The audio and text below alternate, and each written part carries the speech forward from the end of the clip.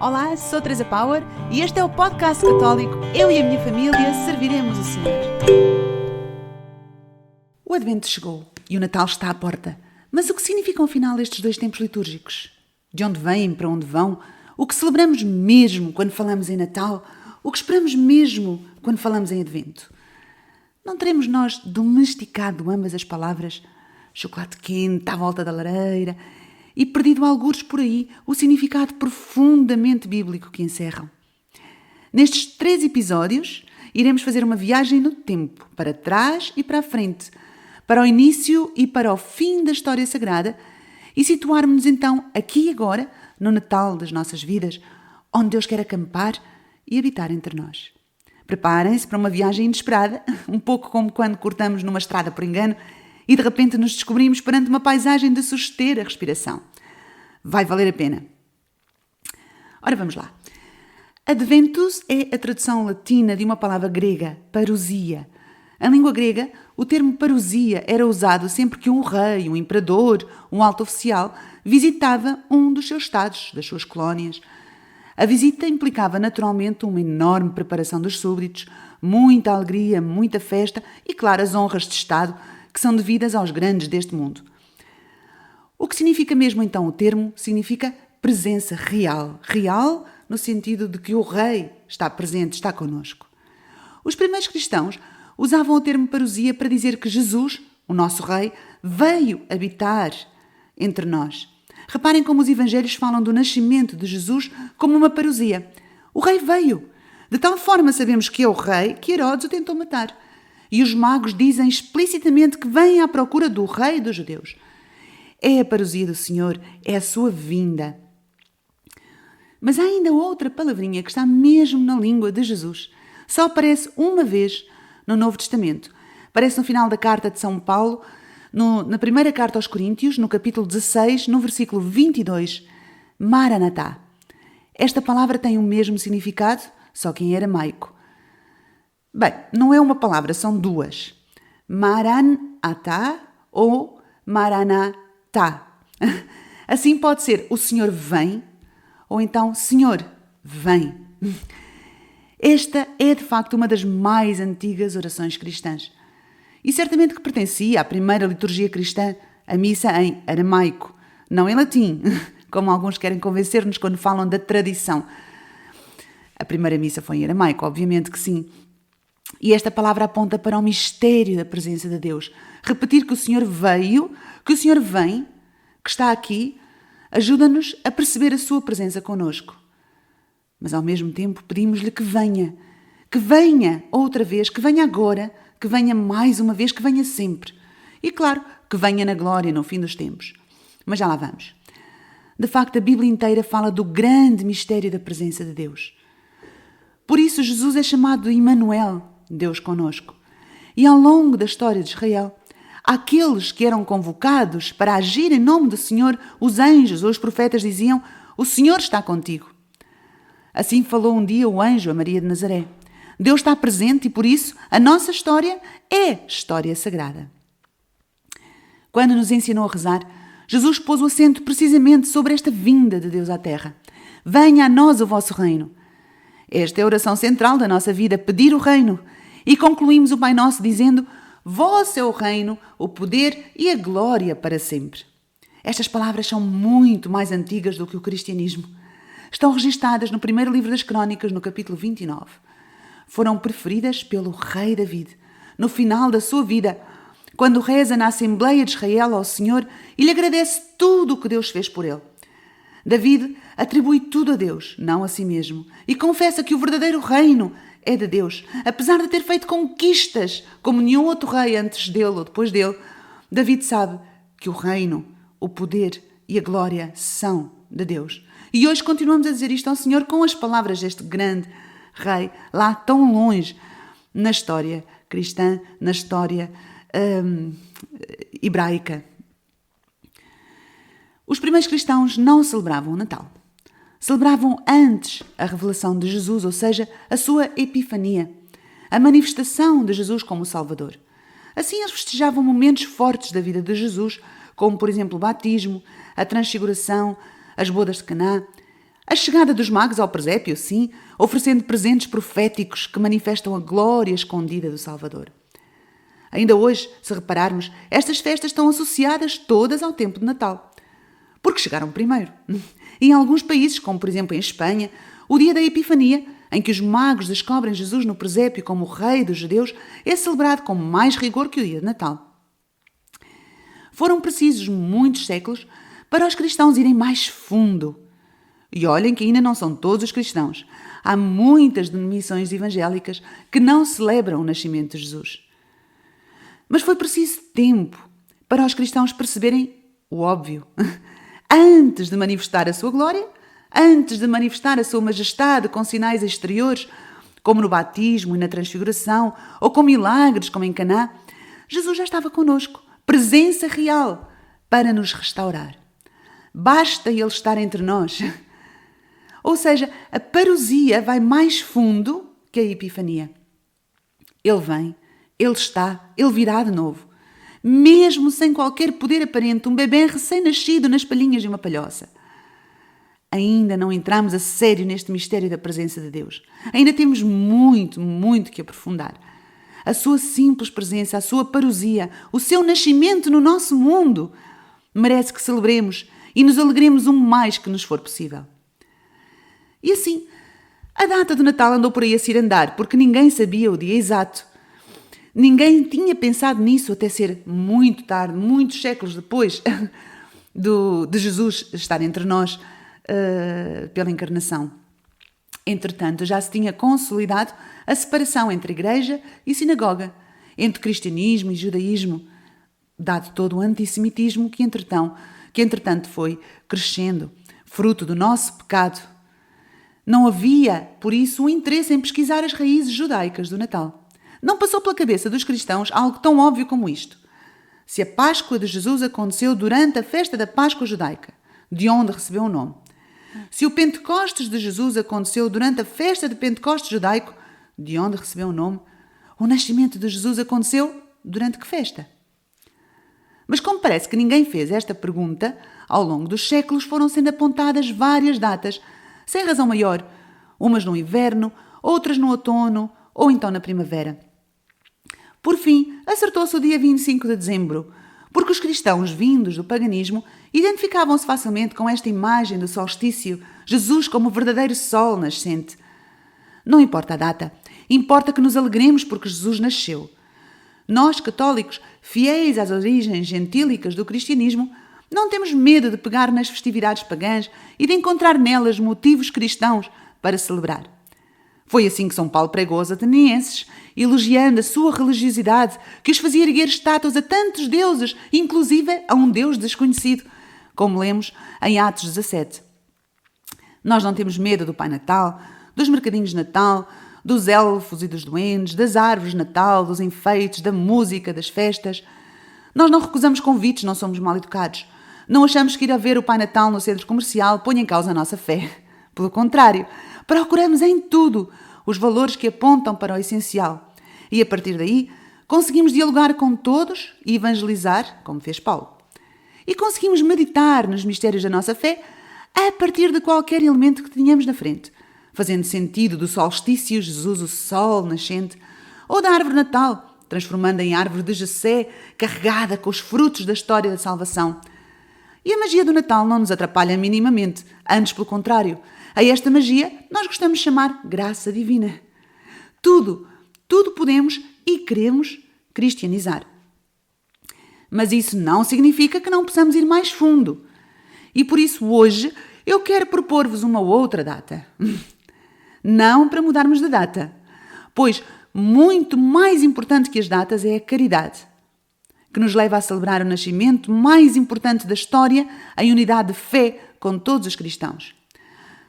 Escutem bem, Jesus prefere sempre a caridade ao perfeito conhecimento, porque a caridade é humilde e Deus resiste aos soberbos ainda que os soberbos tenham razão. Não se esqueçam disto, um soberbo cheio de razão estará sempre do lado errado. E os cristãos só darão verdadeiro testemunho do Evangelho quando estiverem unidos, como Jesus deixou muito claro na sua oração sacerdotal que São João registou. Bem basta a desunião em torno da data da Páscoa não queremos estar desunidos na data do Natal.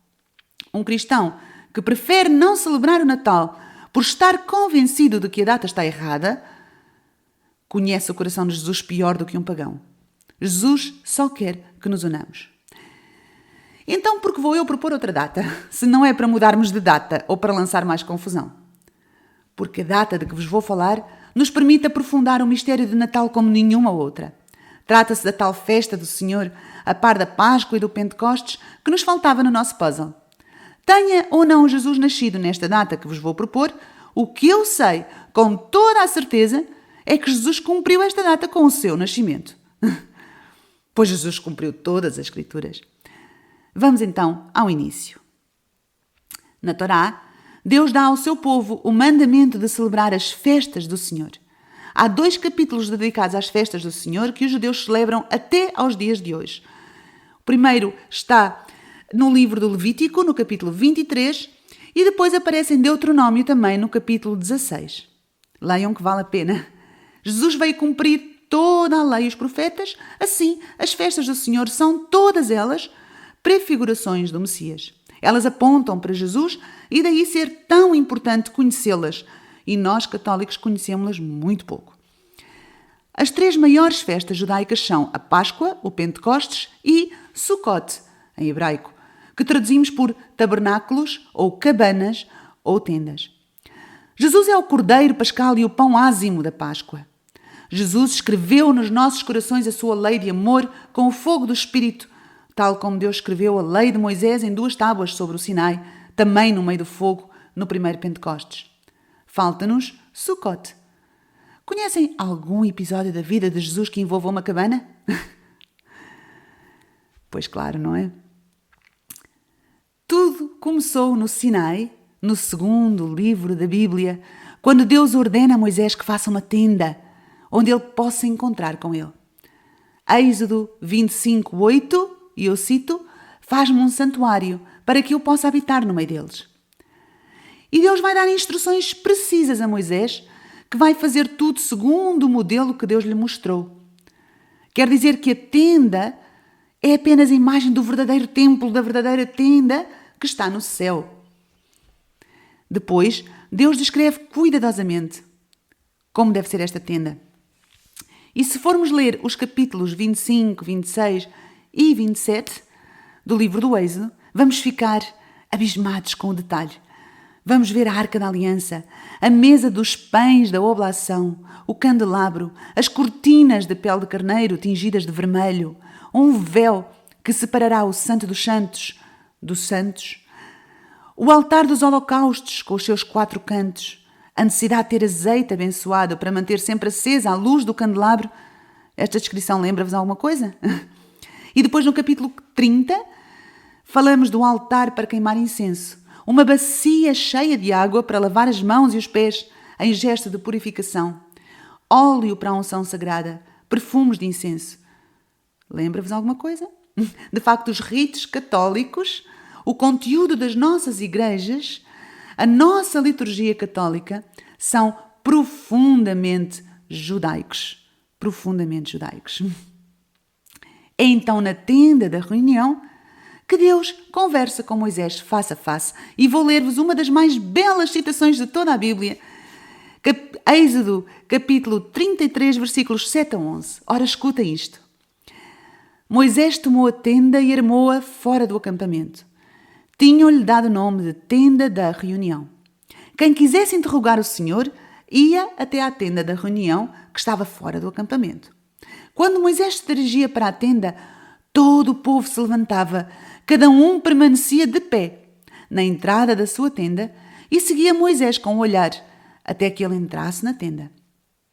E acontecia que quando Moisés entrava na tenda, baixava uma coluna de nuvem, parava à entrada da tenda e ele falava com Moisés. Quando o povo via a coluna de nuvem parada à entrada da tenda, todo o povo se levantava e cada um se prostrava à porta da própria tenda. O Senhor então falava com Moisés face a face, como um amigo com o seu amigo. Depois, Moisés voltava para o acampamento. Fim de citação. É de facto maravilhoso aprender aqui a ser íntimo de Deus, falando com Ele como um amigo com o seu amigo, mas sem perder o espanto, a solenidade, a reverência que nos faz hoje ajoelhar diante do Santíssimo ou no momento da consagração. Eis já aqui um pré-anúncio da Eucaristia. O povo caminha pelo deserto e cuidadosamente transporta a tenda da reunião, a casa de Deus. E o grande Deus acampa com eles. O povo certamente sentia esta presença de uma forma muito clara, que hoje não conseguimos abarcar. De tal forma a presença de Deus se fazia sentir no meio do povo, ali habitando em tendas, que Moisés até dá instruções sobre, imaginem, as fossas sanitárias. Não estou a inventar. Deuteronômio 26, 13 a 15, e cito: deverás prover um lugar fora do acampamento para as tuas necessidades. Junto com o teu equipamento, tenhas também uma pá. Quando saíres para fazer as tuas necessidades, cava com ela, e ao terminar, cobre as fezes. Pois o Senhor teu Deus anda pelo acampamento para te proteger e para te entregar aos inimigos. Portanto, o teu acampamento deve ser santo. Fim de citação. Quando o povo, depois, se estabeleceu na terra prometida, e já depois de ter um templo todo ornamentado, cheio de arte, era preciso que não esquecesse o tempo em que viver em tendas. Porque se esse tempo tinha sido difícil, tinha sobretudo sido abençoado. Por muito bela que fosse a experiência do templo, nada se comparava àquela oração extraordinariamente poderosa que acontecera no deserto, na tenda reunião. Não te esqueças que foste escravo, que foste resgatado, que habitaste em tendas, repete Deus por toda a Bíblia. O teu acampamento deve ser santo, diz-nos Ele.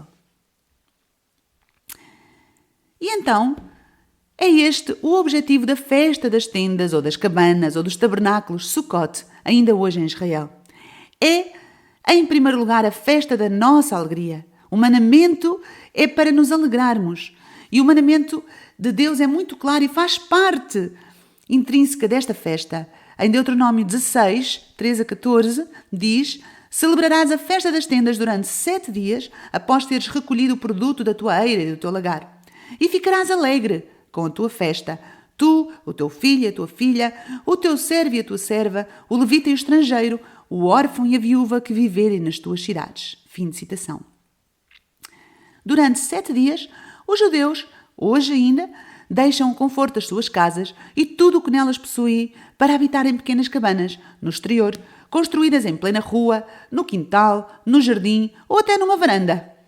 As crianças ficam ao rubro com esta festa, como é fácil imaginar, e são elas as principais decoradoras das cabanas. As paredes destas cabanas podem ser construídas de qualquer material, mas não podem ser demasiado altas, para que ninguém se abrigue à sua sombra. É que a sombra da cabana tem de vir do alto, do céu estrelado que se vislumbra por entre as folhagens do telhado. Devem poder ver pelo menos 3 estrelas. E porquê? Por causa da nuvem. Por causa daquela nuvem da glória de Deus no deserto. É essa presença de Deus, essa parousia entre o povo que a Sukkot celebra, no simbolismo do telhado aberto. Quando a festa termina, a tenda deve ser desmontada para que no ano seguinte seja novamente construída. Acima de tudo, estas cabanas são provisórias. Elas devem ajudar cada judeu a dar-se conta de que a nossa verdadeira casa não é esta, de que somos frágeis, que somos mortais. Uma das mais importantes atividades nestes dias é receber pessoas na nossa cabana. Os judeus abrem a sua porta aos estranhos, convidam-nos a cear com a sua família, com calma. Inclusive, vê-se pessoas que já visitaram Jerusalém, dizem que é interessante como os judeus nestes dias abrem a porta da cabana e vêm à rua chamar as pessoas que vão passando para entrarem, para tomar um chá, para tomar uma refeição. É de facto uma festa de convívio familiar. As famílias passam tempo juntas na cabana, nem que seja apenas a hora das refeições, e a rotina familiar torna-se super divertida, claro, as crianças deliram. Sukkot é verdadeiramente a festa da alegria para os judeus. Porque confiar plenamente em Deus, na sua providência, acreditar que podemos viver numa cabana provisória sem medo, porque Ele está entre nós, é de facto a fonte da alegria na vida. Quanto menos agarrados às coisas, quanto mais tempo para as pessoas, para a família, para acolher o estrangeiro e o vizinho, mais alegria. Esta festa aconteceu desde o momento em que o povo se estabeleceu na terra prometida e continua até hoje. É a festa judaica que mais estrangeiros atrai a Jerusalém, como foi profetizado por Zacarias 14:16. Cito: Então acontecerá que todos os sobreviventes de todas as nações que marcharam contra Jerusalém subirão, ano após ano, para se prostrar diante do Senhor, Rei dos Exércitos, e para celebrar a festa das tendas. Fim de citação. No dia em que o Senhor estiver definitivamente entre nós, diz Zacarias nesta mesma passagem, até as panelas serão sagradas. Ora, escutem. Zacarias 14, versículos 20 e 21. Naquele dia, as panelas da casa do Senhor serão como vasos de aspersão diante do altar. Toda a panela em Jerusalém e em Judá será consagrada ao Senhor. Todos aqueles que oferecem sacrifícios virão, tomá-las-ão e cozinharão nelas. Fim de citação.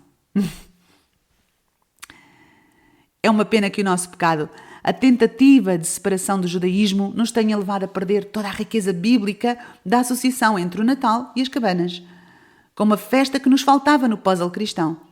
Temos a Páscoa para a Páscoa, temos Sukkot para o Natal. Reparem que Deus não permitiu que nos afastássemos demasiado desta festa. Na iconografia que nos inspirou e que permanece no presépio, Jesus nasce numa cabana. E os postais que os judeus trocam entre si para celebrar a Sukkot são tão parecidos com os nossos do Natal. Ora, façam uma pesquisa rápida na internet com o tema Sukkot, postais, e verão como são praticamente idênticos. Bastaria mudarmos o título e seriam postais de Natal. Vejamos então as pistas que o Evangelho nos dá da ligação entre o Natal e Sukkot. E vamos a São João, ao magnífico versículo 14 do primeiro capítulo de João. João 1,14, todos certamente sabemos de cor, e cito: E Deus encarnou e armou a sua tenda entre nós. De facto, esta é a tradução literal do grego em que ele escreve. Há vários verbos diferentes para dizer habitar. E a palavra grega usada neste versículo é o verbo que se traduz por construir uma tenda, uma cabana. Armar a tenda em Israel acontece na festa das tendas. Mas é também muito interessante o contraste entre a tradição desta festa, que manda abrir a porta da nossa tenda ao estrangeiro, e o que aconteceu no dia de Natal, em que ninguém abriu a porta da sua cabana a Jesus.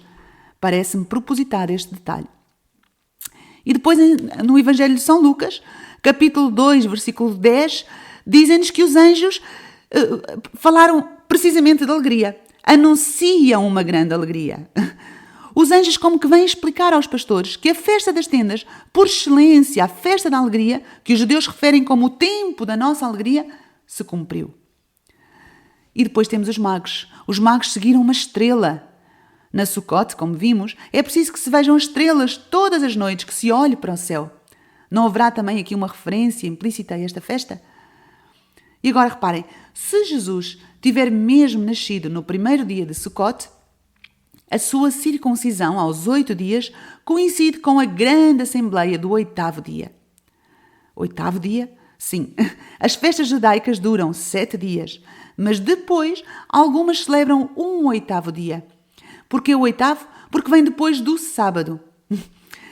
Ao 7º dia, o sábado, Deus descansou. Então o 8º é já depois do tempo, no mundo que há de vir. É por isso mesmo que Jesus ressuscitou, não no sábado, porque o sábado é Ele. O sábado é Ele aqui conosco. É a presença de Deus, é a parousia, é nós e Deus juntos. Isto é o sábado, e por isso Ele nos diz sempre que é o Senhor do sábado. E por isso é que os cristãos não precisam de celebrar o sábado, porque estão continuamente em sábado com o Senhor. Mas Jesus ressuscitou no primeiro dia da semana, e este primeiro dia não é o primeiro, não é um regresso ao passado, mas é um 8º. Ou seja, é a inauguração da eternidade. Jesus ressuscitado inaugura os últimos tempos com o seu 8º dia. Reparem, o mundo começa a celebrar o Natal depois do Halloween e termina no dia de Natal.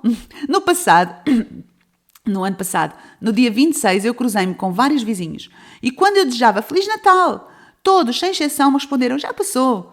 Mais o Natal que passou. Passou? Que confusão! O Natal começou na vigília de 24 e termina no dia da oitava. 8 dias de festa que são apenas um. Ou seja, durante os 8 dias da oitava de Natal, podemos e devemos dizer Feliz Natal! Hoje nasceu o Salvador. É este o refrão do Salmo durante cada um destes dias. É apenas um dia. Por isso, dia 1 de janeiro é dia de missa. Não é dia de missa por ser o primeiro dia do ano civil, mas por ser o dia da oitava. No dia da oitava, da festa das cabanas, comemora-se em Israel a festa da palavra, em que oficialmente se conclui a leitura da Torá e se inicia um novo ciclo litúrgico, ou seja, em que a palavra se cumpre. É a grande festa conhecida hoje como a alegria da Torá. É a festa da palavra de Israel, em que todos, adultos e crianças, podem segurar nos braços os rolos da palavra, dançar com eles ao som de cânticos de salmos. É uma maravilha. Curioso, também connosco é assim. O 8º dia em que celebramos a circuncisão de Jesus é o primeiro dia do ano civil. Começa um novo ciclo para nós também. Veem como seria belo celebrar o Natal a partir do simbolismo da Sukkot, da festa das cabanas? Com ou sem mudança de data, não é isso que está em causa? Afastámos-nos tanto das nossas raízes judaicas, com a desculpa de que já não precisamos de cumprir a lei de Moisés. De facto, não precisamos. Mas algumas coisas dão muito jeito de saber, para entendermos a nossa fé católica. Jesus cumpriu a festa das cabanas como cumpriu toda a lei. Portanto, é bom saber o que ele cumpriu. E cá para nós. Deve haver poucas celebrações mais divertidas e amigas da família que a festa das cabanas. Um dia, quem sabe, talvez celebremos juntos, judeus e cristãos. Terminamos então aqui o nosso primeiro episódio dedicado ao Advento e Natal. Vamos ter 3 episódios sobre este tema. No próximo, iremos refletir como é que este mistério da presença de Deus, a sua parousia, se manifesta na nossa vida, aqui e agora. Porque Jesus veio no primeiro Natal e continua a vir todos os dias. Segundo a sua promessa, que conclui o Evangelho de Mateus, eu estarei convosco todos os dias, até ao fim dos tempos.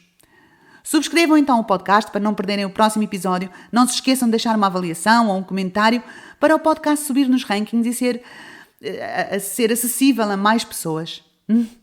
Maranatá, vem Senhor Jesus. Amém.